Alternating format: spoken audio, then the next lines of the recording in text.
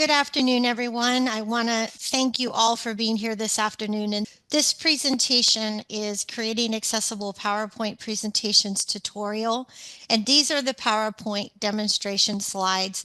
And my goal is today is that I'm going to be modeling some of the steps, most of the steps that you have on the guide that I sent you.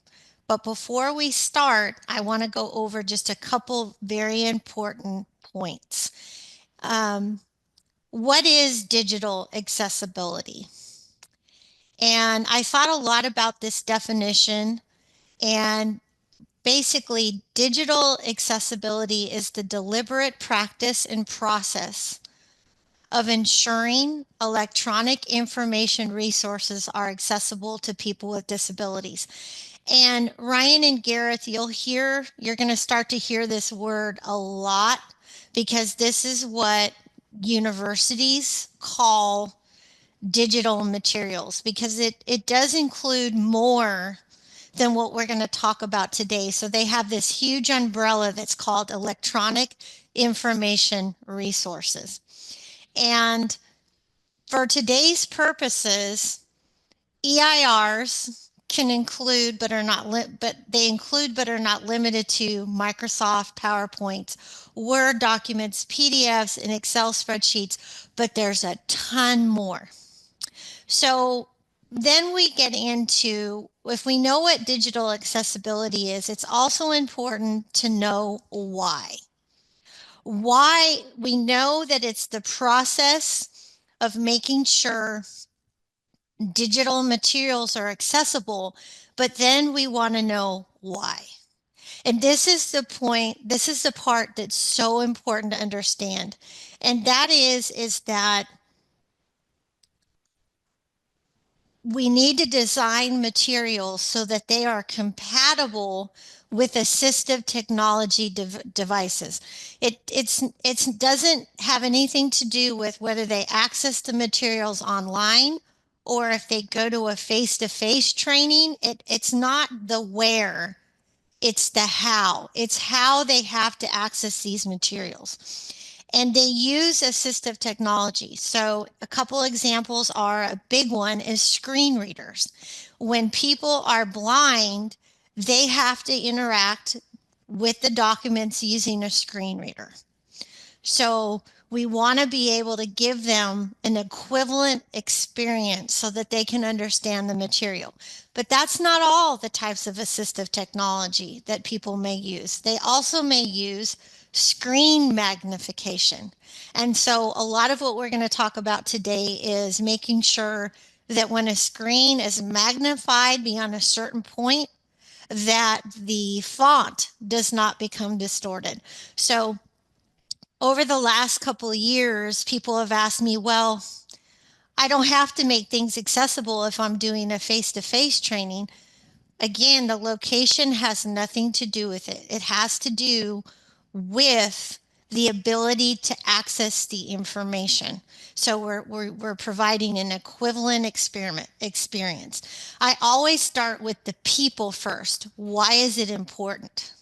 But also, this is such a serious topic that digital accessibility is mandated by federal, state, and university policy and procedure.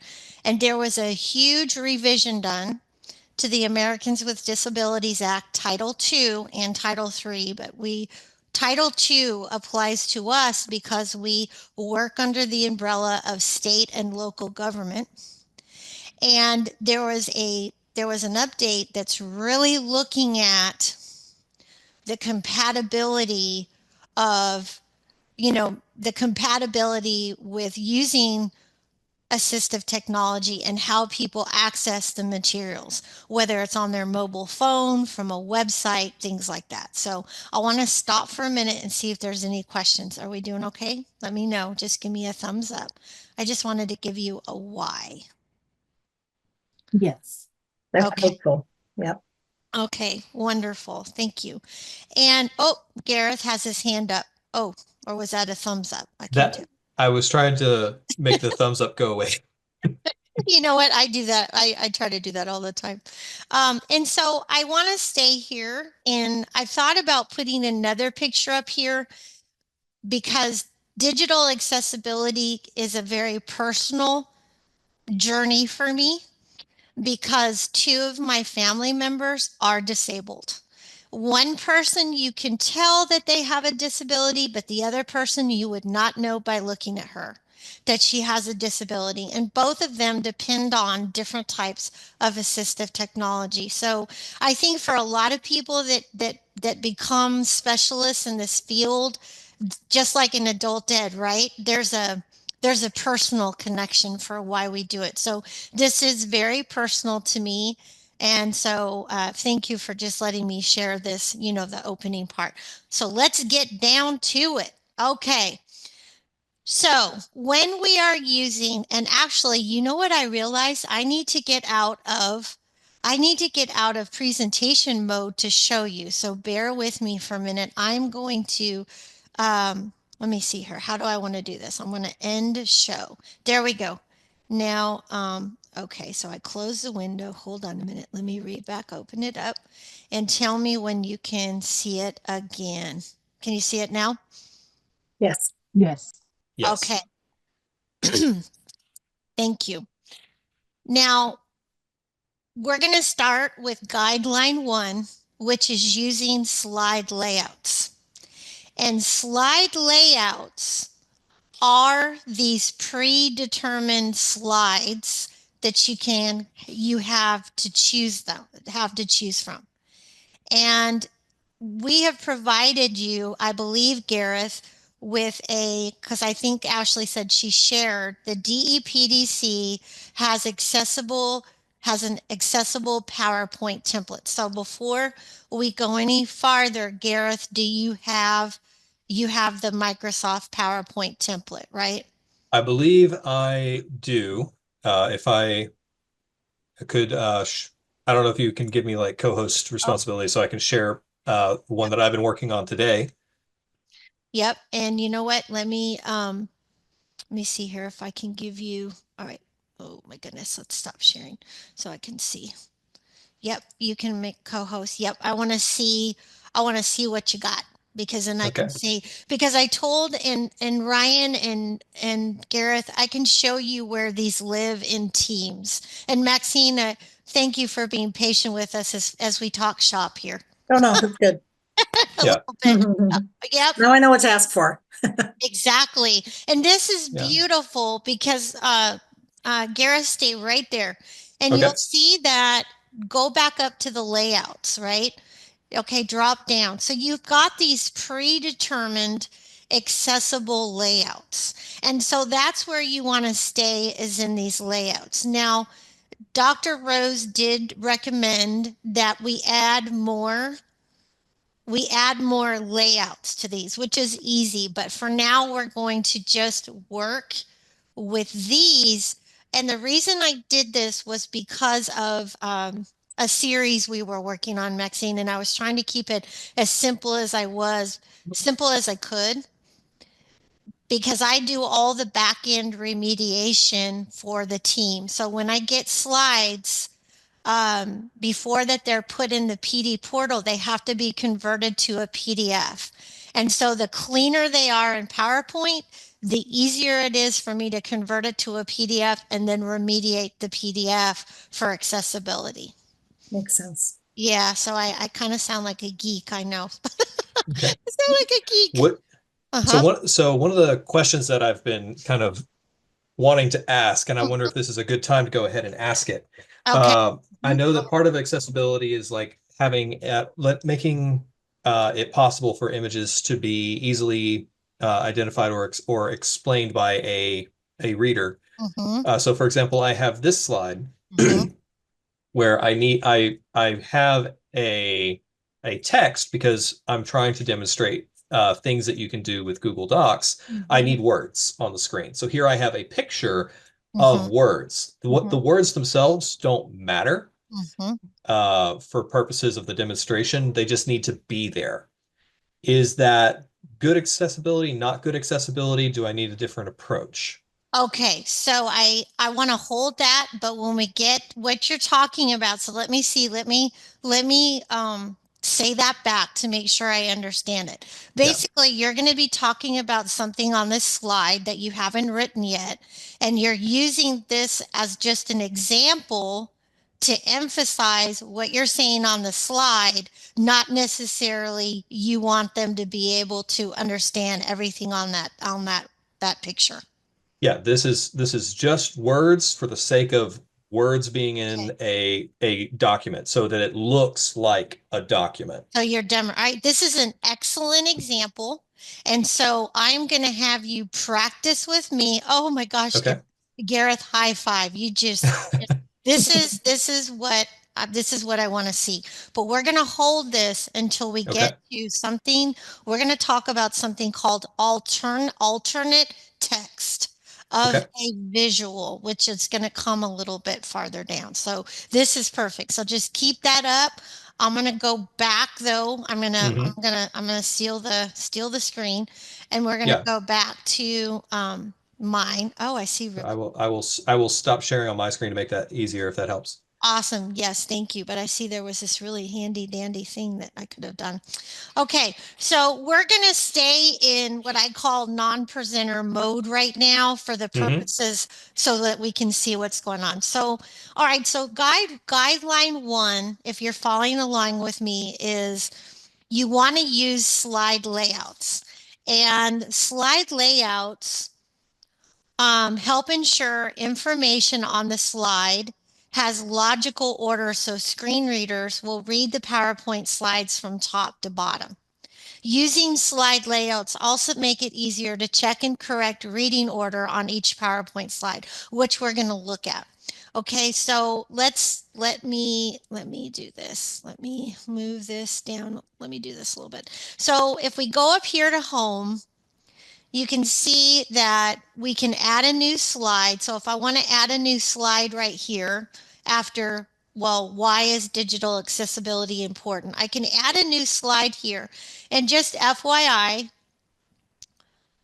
if you add a slide, a new slide, it's going to insert the same layout is the one you were just on. So if you look here, this is the layout I was using, the side by side. Okay. So it added a new one, but let's stay here for a minute and let's talk about placeholders. And that has to do with the reading order on the slide. And I'm going to show you something in outline view in a minute because you can look at your PowerPoint and outline view. But I like to say that you want to stay between the lines. So you see these lines right here? These are called placeholders. We want to make sure that we are typing our text in these placeholders. Stay within the lines. Okay, so this is my title placeholder right here. And then these are my body placeholders. So I can type in here.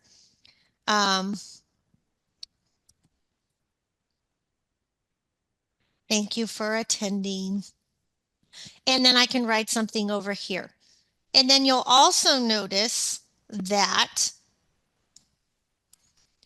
you have these little icons. And that was one of the things that I wanted to make sure that you all had was this is how you insert an image or a graph. But we're gonna talk about that in a minute. I don't want to jump too far ahead. But the main point here is to make sure that you stay within the lines. And you also want to use your preset numbers and lists. Make sure that you use the things that are here. Don't manually do things because that also messes with the screen reader.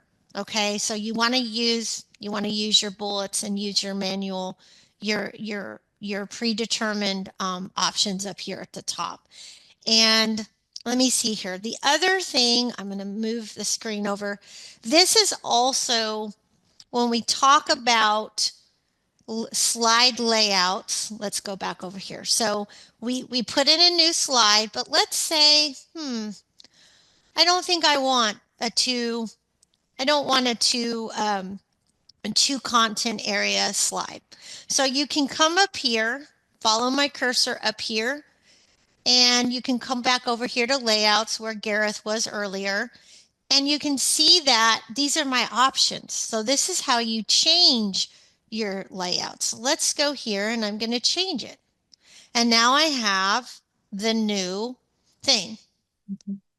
But did you see something interesting? And Maxine, I can tell you're really listening because I can hear you. This is awesome, right? I'm not sure if that's Maxine or Ryan I'm hearing, but um, you can see here, and this is something that's been happening a lot, which can really mess with accessibility. Can everybody see on the right-hand side these designer options?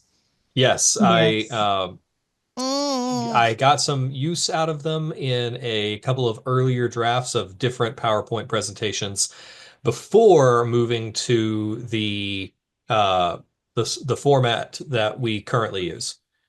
okay. My recommendation is that you stay away from these. And if you look here on guideline 1, creating new slide and adding content on page 2, if you're looking at the guide, Oh I'm yeah. going to draw your attention to something, the second bullet. When adding a new slide layout, do not use designer, use the designer option available in Microsoft PowerPoint. This designer tab appears on the PowerPoint ribbon in the top left-hand corner. We know this.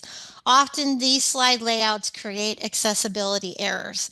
Please use the preset slide layouts. Now, Microsoft does have accessible templates in their library that you can go search out, but a lot of them are not.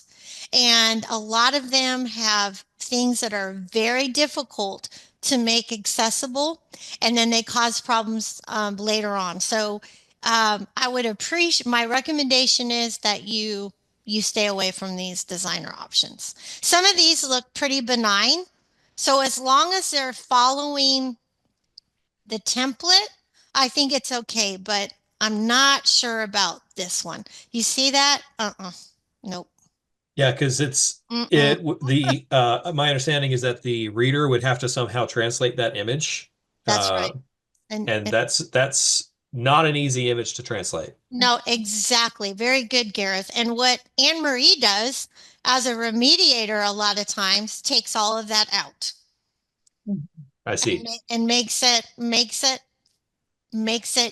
all of the information is there, but it may just not have that fancy stuff, because remember, we are trying to make an equivalent experience, not necessarily the same design experience. Does that make sense? I hope I said that right. And Maria, I have a question. My Yeah. template, Mm-hmm. I have my PowerPoint up from Mm-hmm. the template that you guys sent. Mm-hmm. I'm on the two object layout, but Mm-hmm. I don't have a title above my, say, image box where you have the choices of images. And The two I lower. was noticing that Anne Marie's layout is slightly different from the one that I received than that I passed on to you, Maxine. Mhm. I'm mm-hmm. not entirely sure where the difference comes in, but we are using slightly different layouts. Okay, and that actually, Maxine, thank you for bringing that up because you really do want. So let me see if let me I see. don't have a way to add the icons you have in the center of the Okay, bottom boxes. I you don't know, have those icons at the I'm bottom. I'm gonna have you share your screen real quick. Can you Okay. share your screen? Yep. I have a feeling we're gonna have to do a part 2, guys, or this is Oh, gonna. it says not turned on. It might be because I'm out of.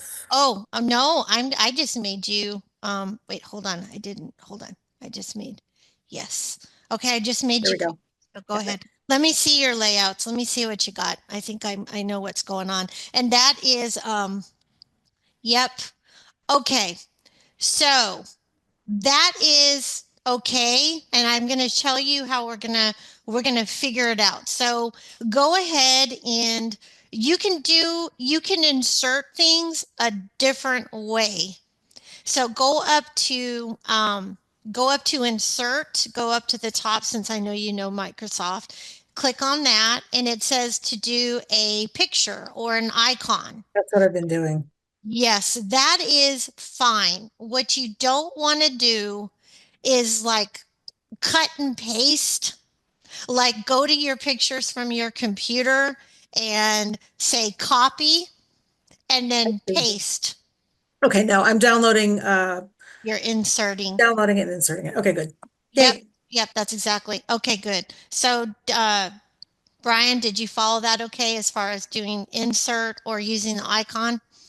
I did. And I'm thinking of my Mhm. presentation right now and just thinking because Yep. mine has a lot of screenshots from Word and I mean I'm sorry from Excel and Yep. Sheets. So Okay, so how you want to do that, and I'll show you. So like let's do this. We're kind of jumping around, okay, which is fine, but you just let me know if we're it's getting too confusing. What you want to do is you literally want to go to insert. So let's say, okay, so here, there's that icon right there. I'm going to click on that. And you see, I've got my desktop and I'm going to go to demo pictures.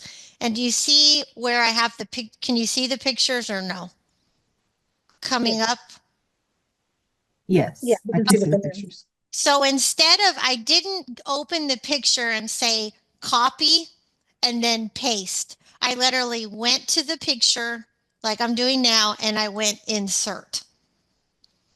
That is going to make it accessible. When you cut and paste, it's not a good way to do it. So Ryan, thinking about the things that you're using, I want you to save those images. And I talk about that in my guide. Okay, so I'm not sure what Okay. page that is.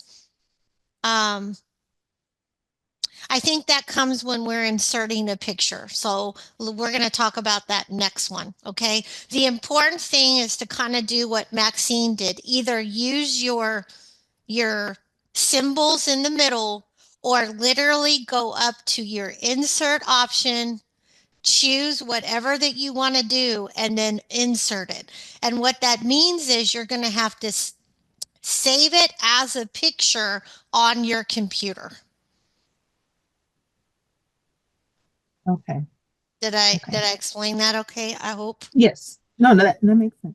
Yeah, because what I've done in the past, like if I want to do a PDF, like if I have a PDF, let's do this. Let me do a new share real quick.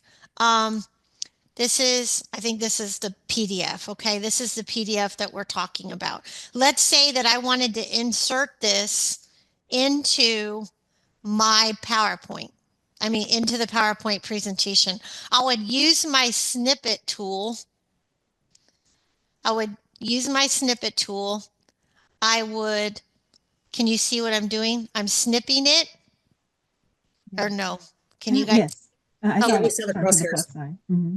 Okay. And now what I'm going to do is I'm going to say save as,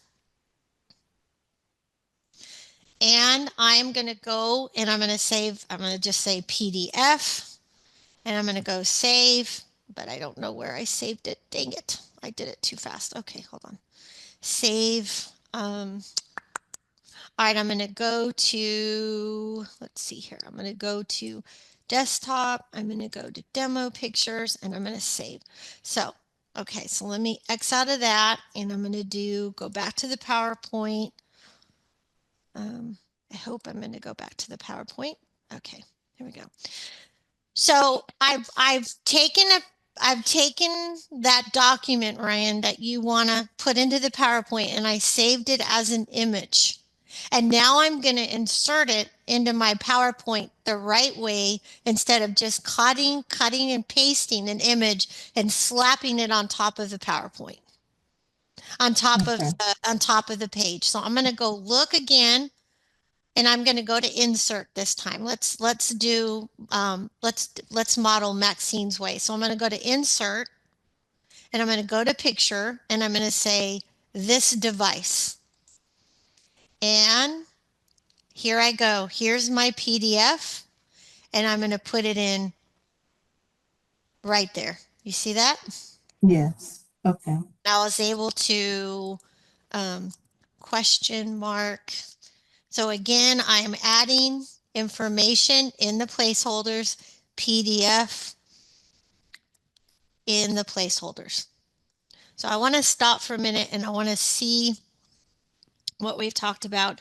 All right, so the next thing before we go on from slide layouts, and this is critically important for the screen reader.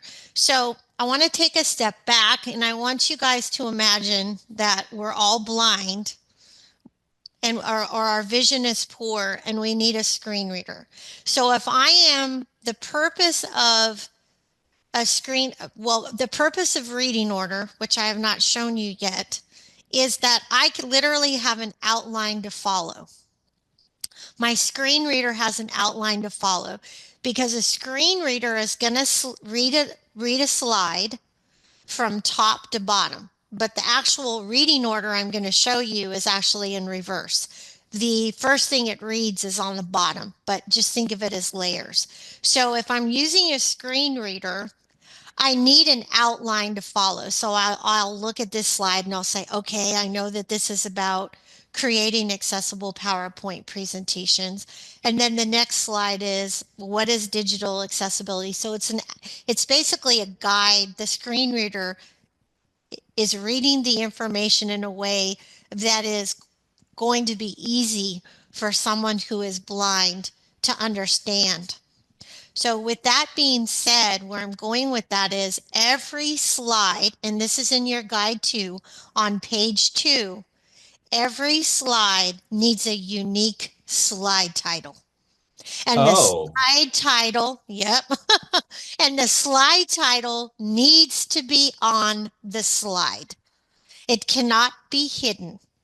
Okay, I'd like to have it on the slide because a screen reader will hide the slide, will read the title even if it's hidden.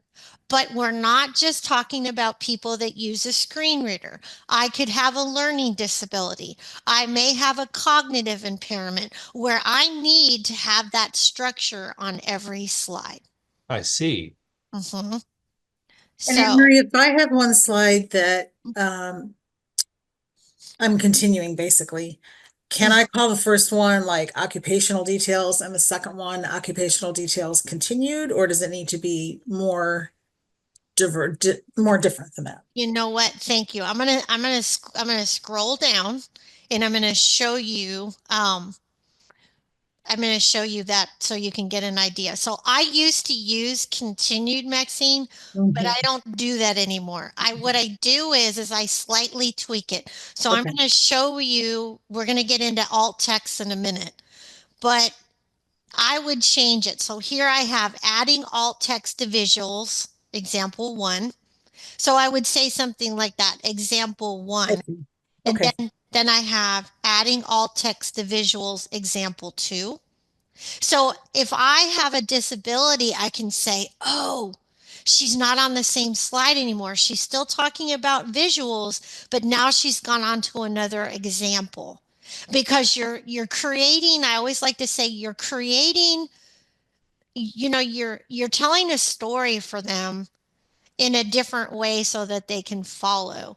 And another thing I like to say is, think about what the content is on the page. So adding alt text to visuals, good example. And then the next slide I may have adding alt text to visuals, bad example.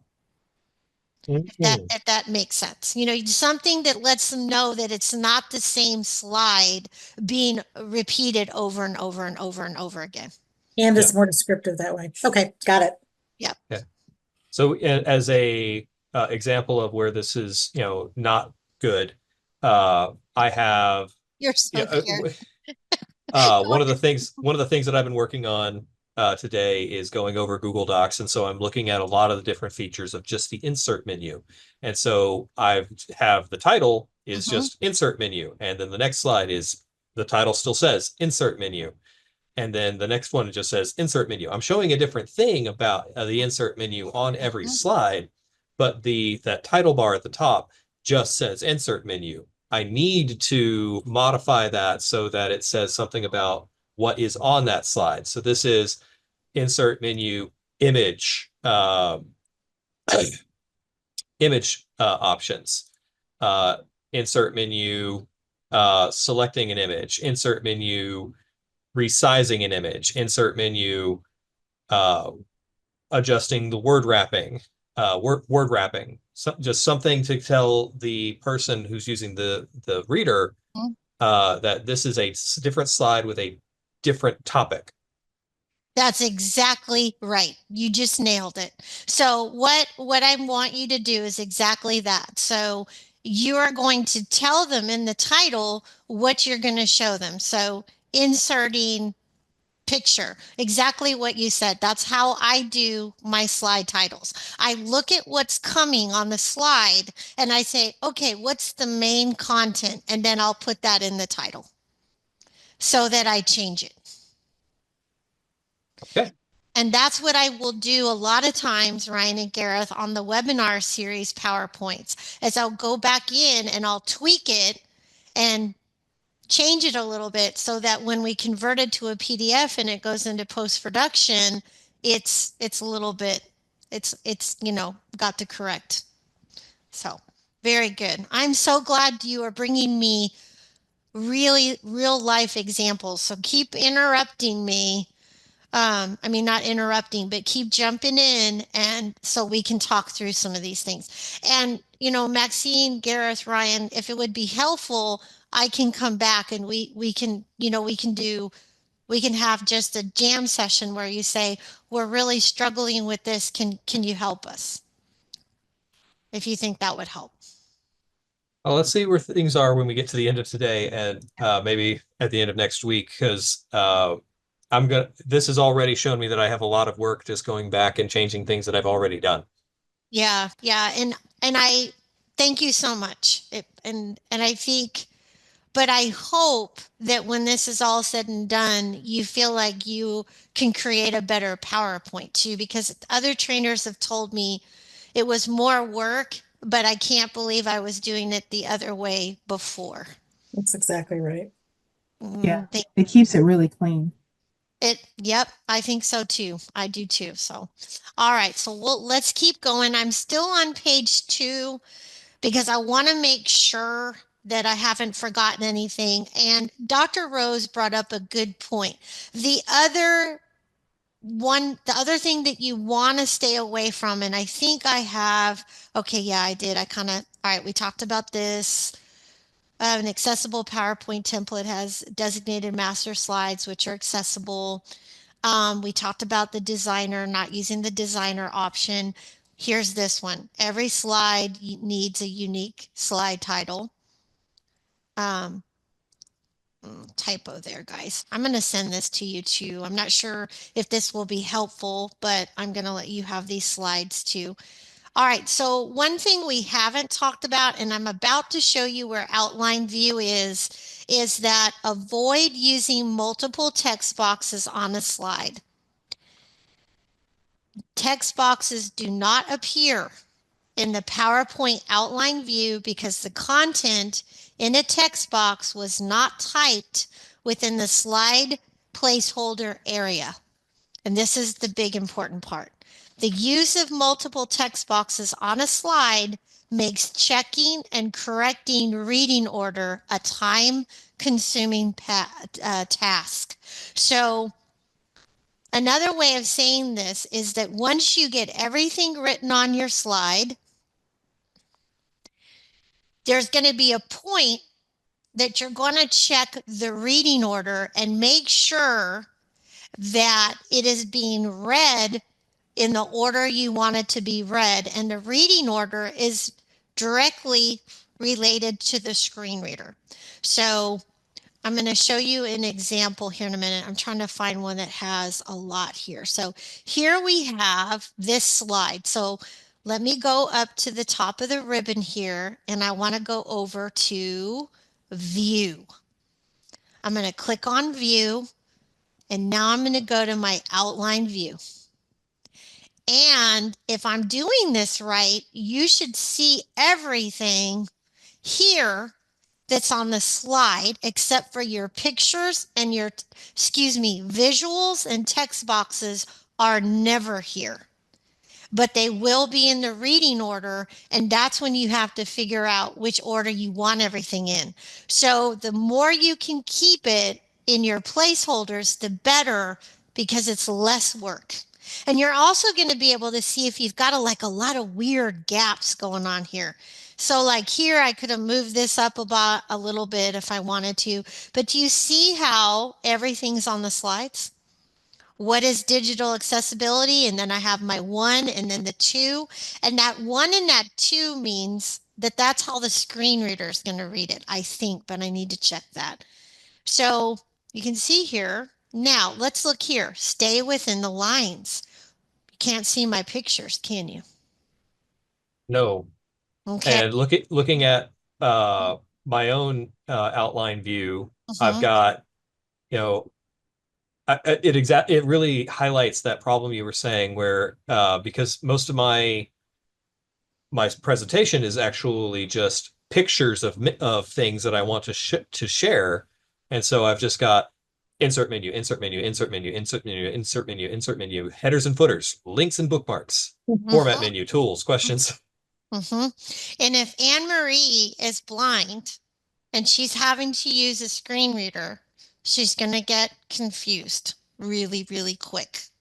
So that's why it's important, but it's also awesome when you have your outline view, because what does this make, guys? If you take this, instead of giving your participants your PowerPoint slides, do you know what I've started doing?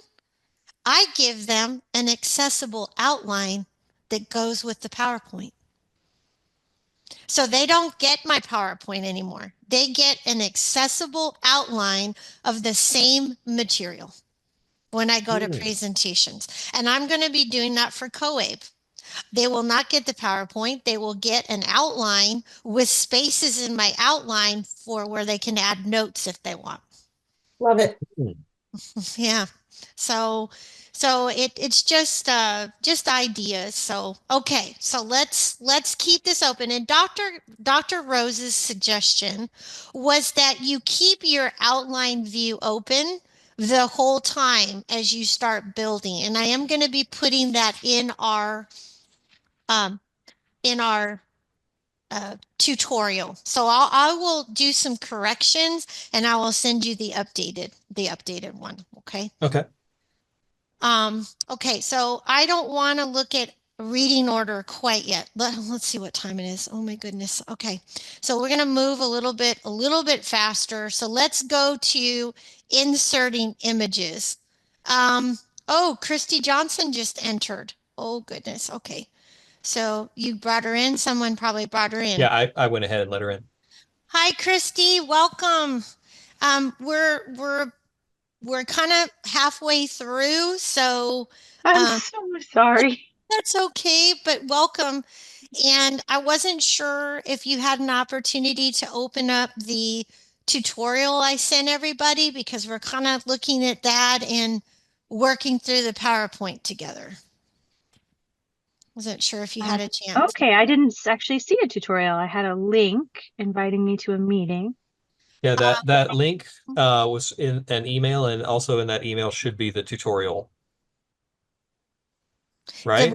the one I sent today, Gareth. Thank Yeah. you. I sent it To about today. at about 2:05.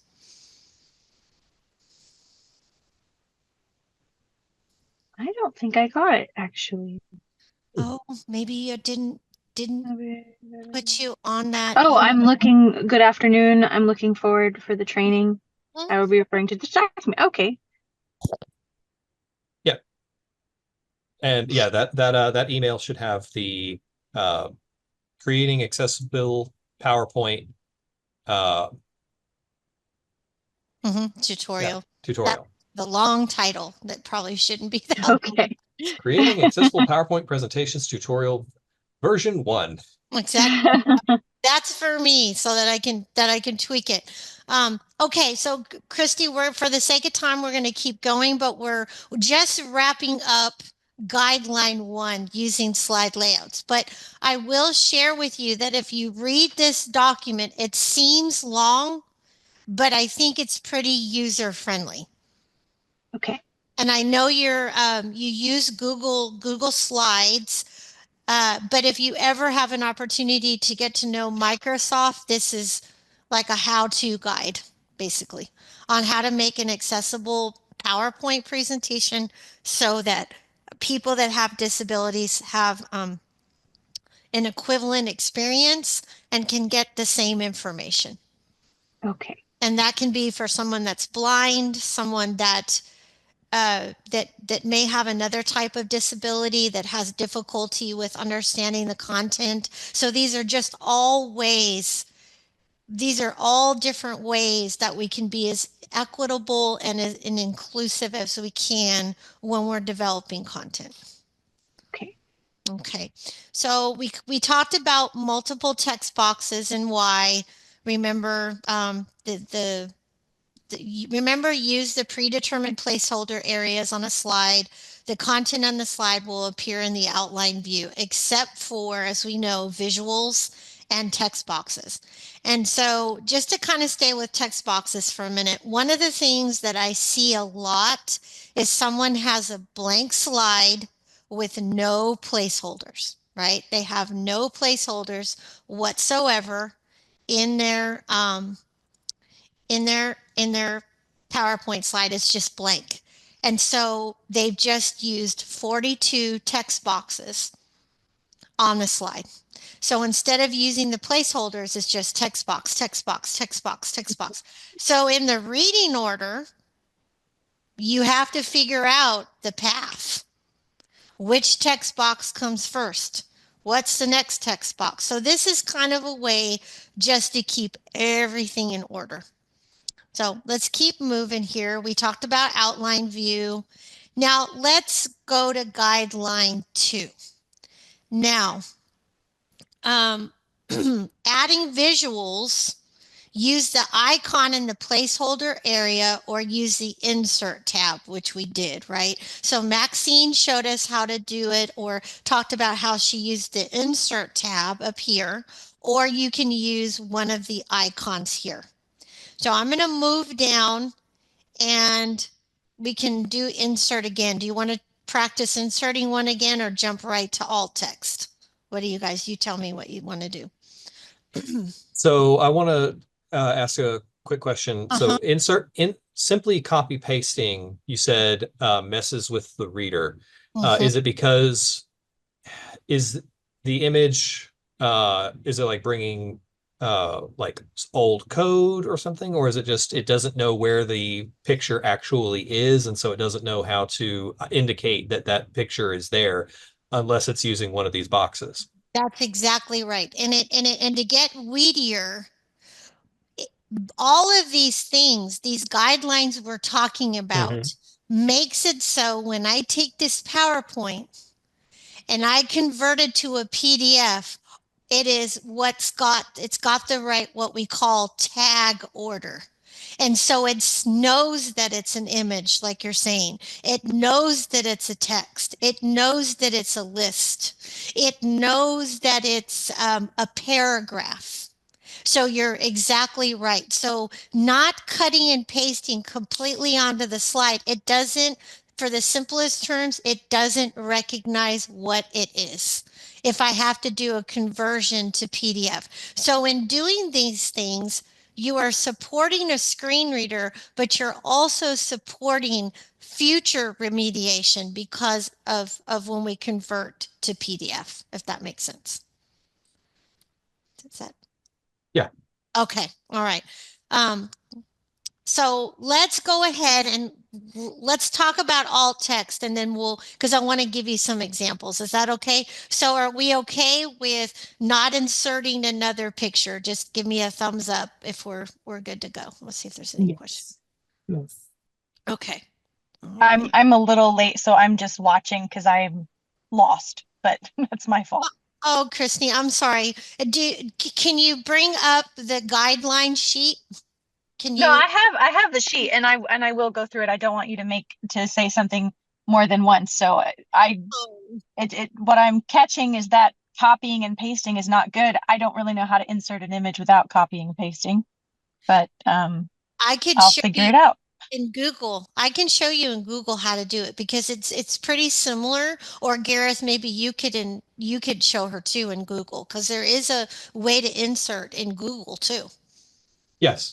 Mm-hmm. So, okay. So this next part, Christy, will be very helpful to you too, because I can actually show you in Google where you can download, you do a little add-on and it will let you add alt text. So this will think about how you can use this in Google Slides because there is an option to do this in Google Slides. So, all right. So let's think about um, visuals need alternative text, and we call it alt text. So we call it alt text.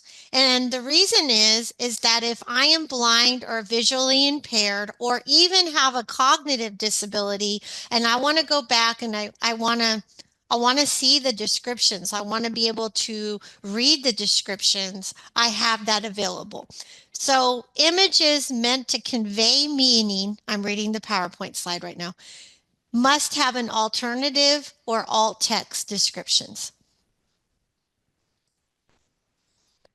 And And then the next thing is, so we know that people with screen readers depend on the alt text to understand what is going on, on the PowerPoint. So we need to think thoughtfully about the types of visuals we're using, why we're using them, and then how we alt text them. So we want to be accurate and equivalent, present the same content or function as the image. So, just explain what it is. Be succinct, no longer than a short sentence or two. And that is something that I've actually been doing wrong. I probably have been being too detailed in my alt text, so I'm trying to not write as much. End with a period. So the screen readers will pause afterwards because it will pause. Do not use phrases like image of or graphic of because the screen reader says that. So if we put image of, it reads it twice. Image of, whatever it is. Oops. I know, huh? I've learned so much the last couple of years. If you're talking about a certain topic on the slide, your visuals alt text can relate to or reinforce the topic. So I'm going to give you a few examples to show you, and then I'm going to show you how you add alt text. Now, if you have an older version of Microsoft PowerPoint, um, it's going to be a little different. I'm going to show you how to use it in the latest version, which is 2019. Okay, so let's look at this one. This is actually a slide from our COA presentation that we're going to be doing on accessibility in Dallas. And I have here, let's move this down a little bit. This is what I have here. Okay, actually, um, session disclaimer, we are not attorneys. As inevitably, we get asked very, very nitty gritty legal questions about the law. And I have been in sessions where there have been mistakes made. And so I want to I'm very strong on this point right out of the gate. I let everyone know we are not attorneys and we're not going to interpret disability law. We're not going to do it. So what you do to put in the alt text is you're going to go to, well, you're gonna right click. Okay, can everyone see that I right clicked, and do you see view alt text? Yeah. Yes. Okay, so I'm going to click on that. Now my alt text is over here on the right hand side. Now I'll show you another feature in the later version of Microsoft Office. You can keep this running alt text the whole time. So as you do your pictures, you can write your alt text. So it's up to you how you want to do that. But you see here, this is what I wrote. Legal symbols, including a judge's gavel on a desk and a weights and measures statue. This reinforces the presenter's message on the slide. So if I'm using a screen reader, I know that we're talking about, a session disclaimer, and they're not attorneys. So in this instance, I would not say that this was a decorative message. And I think the challenge for you guys are going to be is it doesn't sound like you have a lot of decorative images, right? Gareth, Ryan, Maxine, Christy, you tell me. I think a lot of I have, yeah, lots of images that are trying to guide people through the use of the tool visually, Mhm. because I need them to be able to interact with the screen and say, okay, go, you click this menu and go down to this button, and then you'll see something that looks like this. And then you can, so I'm trying to be a visual guide. So in that instance, it's not purely decorative. And when you mark a image as purely decorative, it hides it for the screen reader, or excuse me, the screen reader says decorative. So they know that they're not missing anything. Okay. So it sounds like you just need a simple description, Gareth, like you showed us of the paragraph. The picture is not as important as it's just supporting what's on the slide. I have Right? a Mm-hmm. sorry, I have a question. Yeah. So, it if the image says the same, like just like Gareth, a lot of most of my images are Mm-hmm. of the screen, right? And if I'm talking about that same screenshot for multiple slides, is it okay that the alt text description is the same? Does it need to change? Okay, now that's a good question. So you're showing, oh, that's a really good question. So you're showing the same screenshot as before. Yes. So it's the Yes. same screenshot repeated over multiple slides, and you're going to have to change the slide title, like Right. Gareth. I would say give a detailed, okay, this is where you're going to tell them a story in your alt text. So the first alt text is going to explain what it is, right? What the Hmm. purpose is in just one or two sentences. And then you may add a note. Next 5 slides, it's the same picture. Okay. And then the rest of them, you just put decorative Okay. for the rest of the slide. So they know that they're seeing the same thing. Maxine, what do you think? Yes, but in some of these, it's like a step down from simulations. So it would be, Mhm. the first page would describe it. The second page would be, and now we're highlighting the box called blah, blah, blah. Well, you know what? That's a good point. Yes, it's hard because I can't see it, Ryan. So that's what I would do. And actually, Maxine, I have done that in other PowerPoints that I've had to do alt text on. So Mhm. do exactly that. Say, let them know, Ryan, that, Okay. this is what you're seeing in this picture. Now, following down, we're looking at the next part. So they Okay. know they're following you just as if they had eyes that they could see. Okay. And that's what it is. Like, like if we're looking at the ribbon, okay, now Mm-hmm. we're looking at this section of the menu. Okay. Yep. And Okay. Yep. then the screenshot should say menu, or what did you say? Hmm. Ribbon on the typewriter, whatever it is, just so they know that it's reinforcing that you're talking about the ribbon on the typewriter, which I know that's not what you're talking about. Yes. Following the simulations example too. Thank you, Maxine. Thank you for your expertise. All right, so this is our first example. So now I'm going to give you guys a question. So this again this comes out of our COA presentation. And this is example number 2. And it says here, we have a resilient focus and commitment to educate and inspire colleagues to develop and share accessible digital resources so all people can perceive, understand, navigate, and interact with the information. And this is our mission statement. I'm presenting with two other people, Beth Ponder and then a colleague from California. So given what we know about the content on the slide, right, because we know that we want alt text to relate to or reinforce the topic. Do you think that this needs alt text or is it decorative? Hmm. I mean, if it's not decorative, that's going to be a very difficult image to explain. That's what I was Yeah, thinking. I was thinking decorative. Yeah.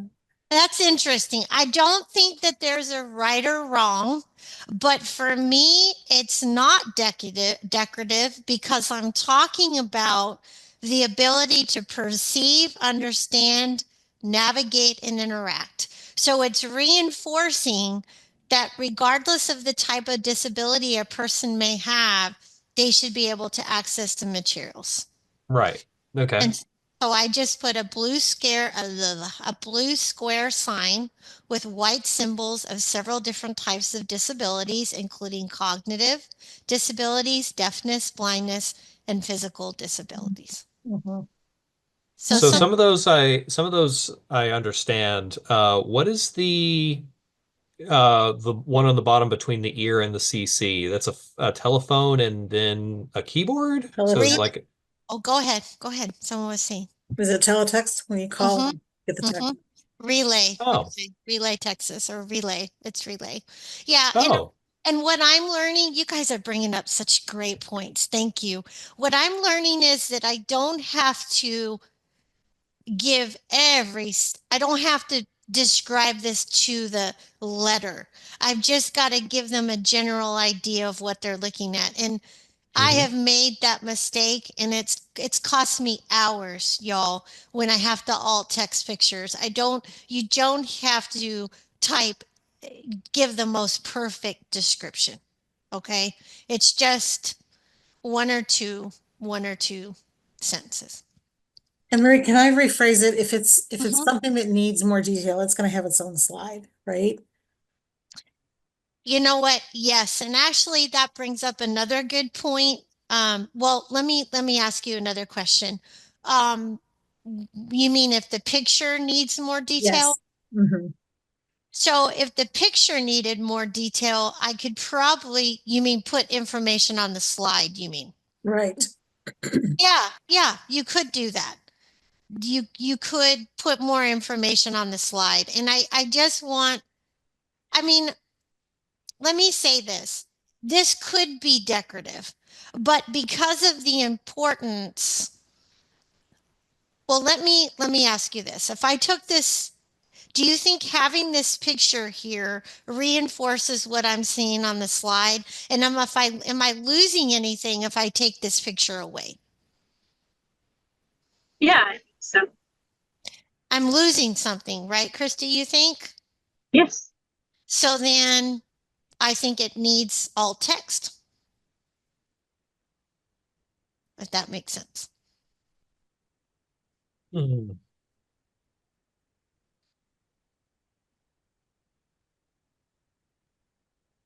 It does because without the alt text, it doesn't exist. Hmm.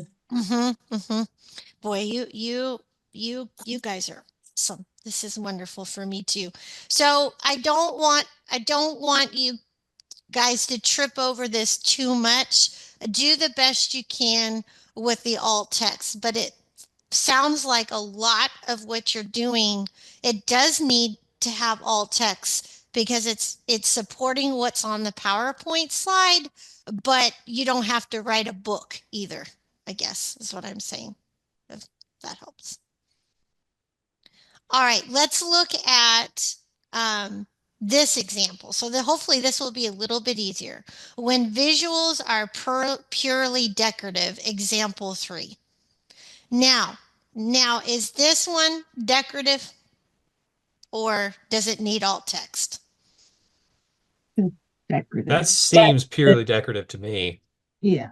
Yes, exactly. It is. So I'm going to right click on it. I'm going to go to alt text and I'm going to do mark decorative. Now, one thing that I did not bring up yet is, and this is also important to remember, is that there can, when you do this, when you do the alt text, there's something called automated alt text. It will do it for you. And you don't ever want to choose that. So Oh, on page, yeah, it's not good. So let's go back up here. Let me show you this one. This one is a Creative Commons picture. And let me, if I generate alt text, it doesn't give it the emphasis that I did. And I didn't say that this was decorative because of the points on my slide. Provides an equivalent experience for people with disabilities mandated by federal, state, and university policy and procedure. So I put a blind person sitting on a bench with a cane and a guide dog. This emphasizes the points on the slide. And you can think about adding something like that if you want with your alt text when you're doing some of your pictures. Okay, let's scroll down. Now, we only have 10 more minutes left, and what we didn't talk about yet is color contrast, and I do want to show you that, and then I want to show you reading order. How much more time do we have? Because I know we're on Valentine's Day. I have 7 minutes. So I'm wondering, all right, do you want to do color contrast real quick? That seems like a good one. Okay. And then maybe, do you all want to come back to see the rest of the guidelines? Yeah, I think we can plan to do that maybe next Friday as well. Have a similar meeting where we go over the rest of the guidelines Mm-hmm, because I do feel like this is good for us to be familiar with. mm-hmm. Uh, and I do know that we are uh, at least Ryan and I are going to be focusing more on DLTI for the next month or two. Mm-hmm. So we're not going to be as focused on this activity. So just getting the knowledge now before we, end up taking a break. It's better for us to get the knowledge now back to back in just 2 weeks instead of a week now and then another week, like a month from now. Yes, I think so. Okay, that sounds good. And we are going to skip over guideline 3, which Hmm. is font type and size, but we'll come back to that. Okay. Okay. Come back to that when we meet again. But let's go down to color contrast because, first of all, it's so cool to show you Hmm. all this, how this works. So we're going to get a little technical here. And we haven't talked about this, but yes, this is mandated by federal, state, and university policy and procedure. But they follow something called, in the law, they refer to something called Web Content Accessibility Guidelines. They're called WCAG 2.1. And when we check a PowerPoint or a PDF as a Word document, we are checking the PowerPoint against specific guidelines from WCAG. Not all of them apply, but a lot of them do. And so when a remediator is hired to remediate a PowerPoint or a PDF, they are making sure that the PowerPoint or the PDF is WCAG 2.1 compliant. Well, for us, we have to be WCAG 2.1 compliant, which means the university. So there is a specific WCAG checkpoint that checks color, believe it or not. And this is important because there must be a sufficient color contrast ratio for people with low vision that are colorblind, like my father. I use my father a lot, y'all, to check PowerPoints, and he'll say, Anne Marie, I can't see that color. And what color is that? I think that looks like it's blue, but I can't tell. So there's different forms of color blindness, which I am not an expert in, but it depends on, they can see some colors better than others. Like Right. my father can always pick out yellow. I don't know how he does it, but he always knows when he's looking at yellow. So let's look at this one, and then I'm going to show you a wonderful website, and I have it in your handout. If you go to, let me see here, what page is this? This is page 5. If you're looking at your guide on page 5, my two favorite color contrast checkers are WebAIM, and that's the one I'm going to show you, and User Way. So hold on, Gareth, we're almost done. We'll get done in like 10 minutes. Is that okay? 10 minutes. Is that all right? Yeah, that's fine. Okay, so let's look at this first example. So when we talk about color contrast, we're talking about the foreground, which is the text color. So in this first example, I am green color. That's the foreground. The background is the white. Okay. If you flip it, it's going to be the same color contrast ratio. So if we look over here on the right side with the I am white color, now we have the foreground is white and the background is green, but it still fails. And I'm about to show you why. And we look at the hex color. So I am going to, let me make sure that my PowerPoint. So I'm going to highlight this green. Tell me if I'm going too fast. And I'm going to right click. And actually, no, I'm not going to right click. I'm going to go up here to my color, my font color. Oh, I didn't mean to do that. Dang it. Hold on. No. I know, I didn't mean to do that. All right, hold on. Why is it making, no, that's not what I want. Don't do that. Okay, so I'm going to go here. This is where I need to do. Go up to the toolbar where you see the font color up here. Is everybody following me now? You see where my cursor is up here where it says font color? I'm going to go to more colors. And do you see that hex color? Yes. And I'm going to copy that. All right. Good old hexadecimal. It's been too long. I know. And I'm going to, all right, here we go. And I'm going to go here. And now I'm on the WebAIM color contrast checker. So that was my foreground color, wasn't it? That green. Yeah. I'm going to paste it. Now, And then your background was pure white, basically. Yep, exactly. And it will be the same. So it to pass, your color contrast ratio must be at least 4.5.1. And it is not passing. It is nowhere near. Nowhere near. Exactly. So let's do it. Let's go back and let's look at this one. So just for the point of sharing, I want to show you again. So I'm going to highlight my I am white. Did anyone remember what that other color contrast ratio was? Well, you're going to see it's the same though. So I'm going to go up here and I'm going to go to my color. I'm going to drop down to more. I see that I'm on. Oh, see, it didn't do it that time. Darn it. All right, here we go. More colors. All right, why? Okay, custom. I got to go over to custom. There's my hex color right here. I'm going to copy. Now I'm going to go back to share and I'm going to go to color contrast. To WebAIM. And now I'm going to take this out and I'm going to come over here to my, oh, well, I did the same thing. I meant to do the green, but that's all right. So I'm going to paste it. That didn't work because that's wrong. So if I did, all right, so I got to go back. So that was white. So I got to do the green. So hold on, let's go back.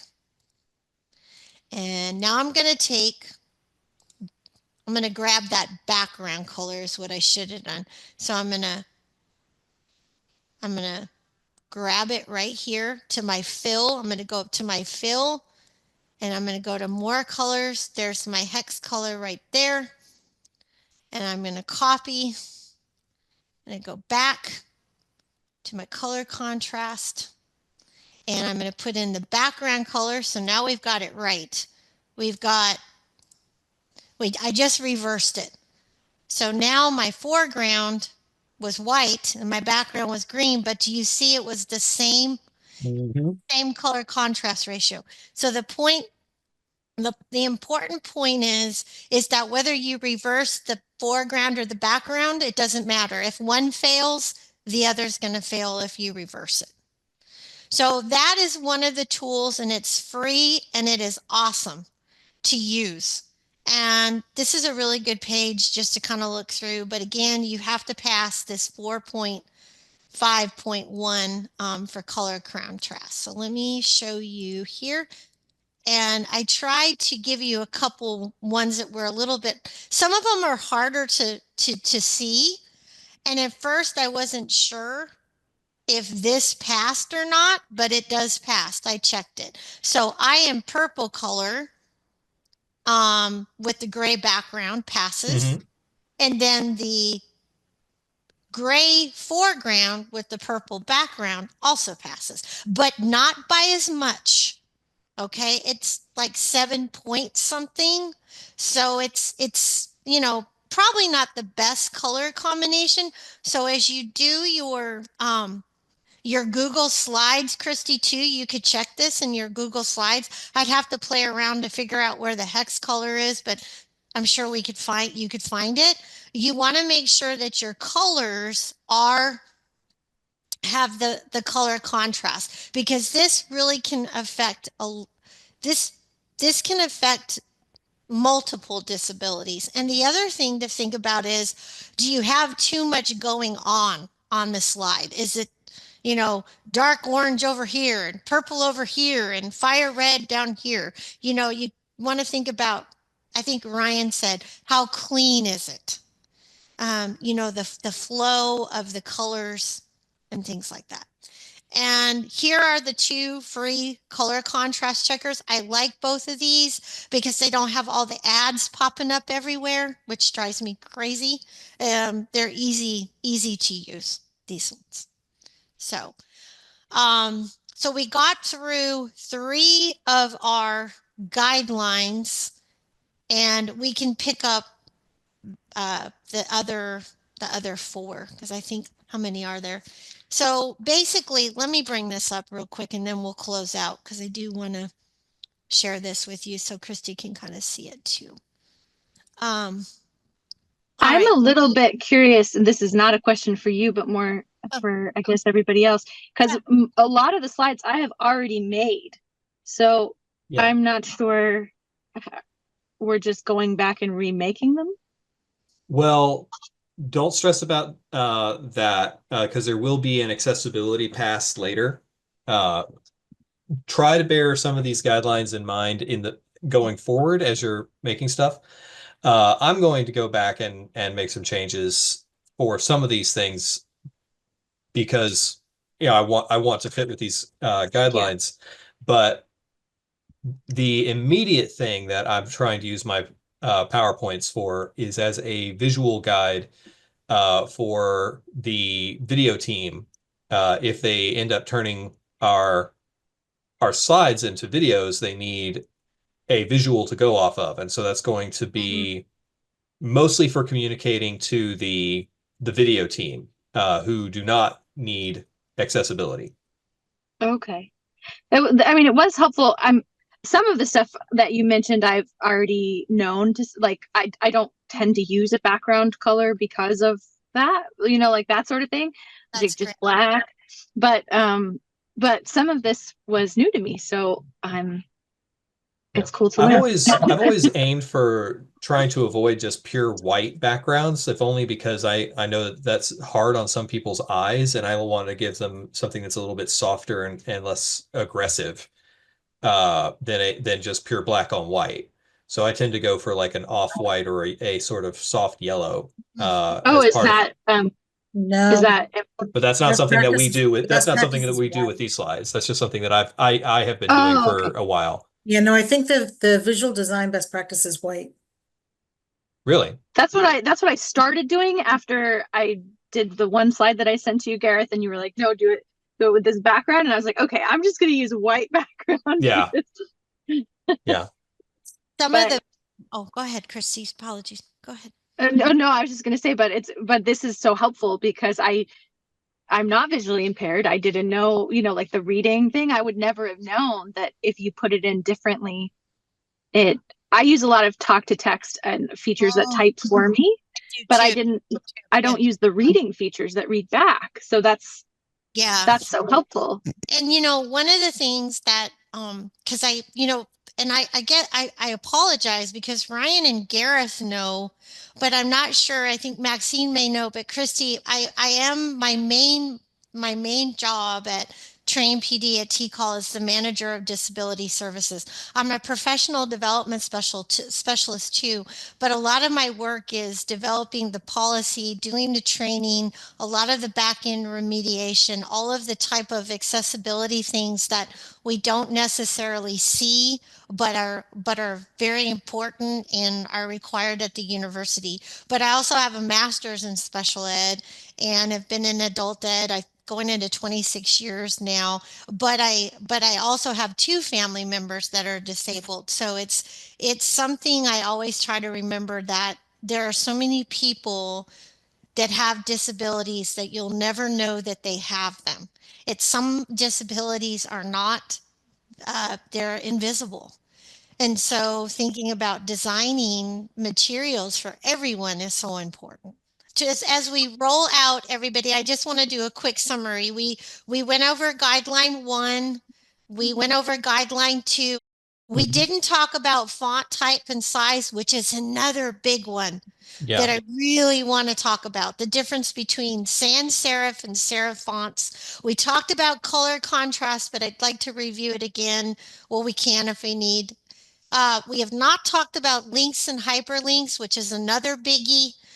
Slide reading orders, where we really put everything together and Mhm. you start looking at your slides in the reading order to make sure, how they're going to be read by the screen reader. So is everything in order? And that goes back to looking in your outline view. If your outline view looks good, it's going to be a whole lot easier to check that reading order. And then finally, the newest versions, well, the older versions have been good too, but what I'm excited about with Guideline 7 is we're going to use our Microsoft Accessibility Checker, and I'm going to make a bunch of mistakes in this PowerPoint, and we're going to check it. And one of the newer updates, Maxine, I noticed is that they are bringing in check your color contrast. They're starting to add some of these other things that used to be what we call in the accessibility world manual checks, which means that the computer's not going to do it. You've got to do it.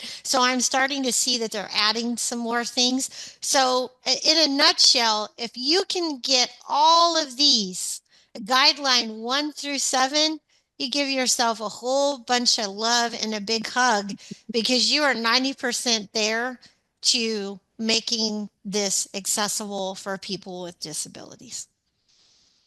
So I just want to thank you all so very much.